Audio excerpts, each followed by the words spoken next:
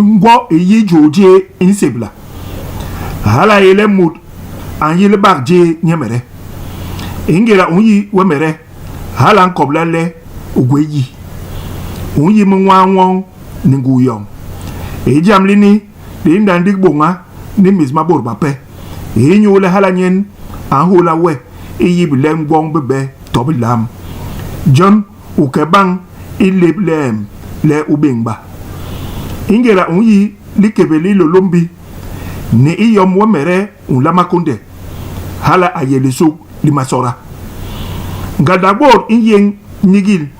iyom banyi be dinderion inyeng ikunde yi iyom banyi mut ayan imamburba pe balonye di an la be yi indig mam an la bong ingera unyi wemere unkos na mapu mai lolombi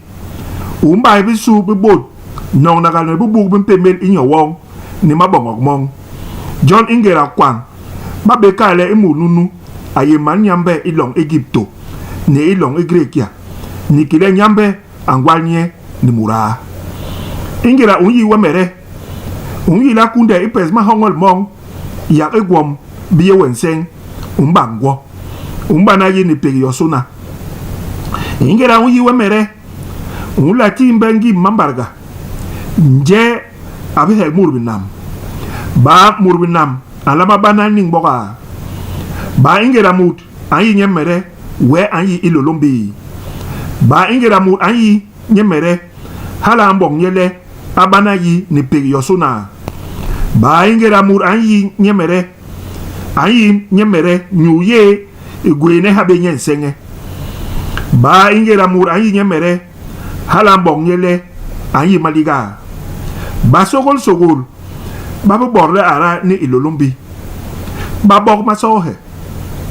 ingera song inta tole ikel ngangwo insang bai nimbora ye yosuna ban teleblu kula lingwemel tole imbegri yiti ilolombi mayega inyu bilonga bimam ambongul bo insang bai an yongi de mang an leng yo ngi inda le ike isong hala we anti mamme ilolombi ingera ungwez bana yini pek hanyen unso he batu pek ingera ungwez de mam mayembel bangwe ngweru unso he bayem lekok ingera ungwez le ilolombi akombangwe mbus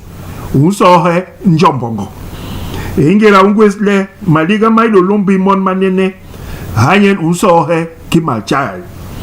utera le ilolombi nyena gwe imoi manale batu pek bayam lekok njombongo ni kimal chal ben bisu ilolombi yon kale u jebang bijek u nyobang ma malonga newe tigale u yilang kol ulong I ben iyone ba ilolombi inkal man me anung le ne bang bitegwe mur atabe man me ben iyone a ilolombi inkale mulom ahaba bang bor mura to mura ahaba bang bor mulom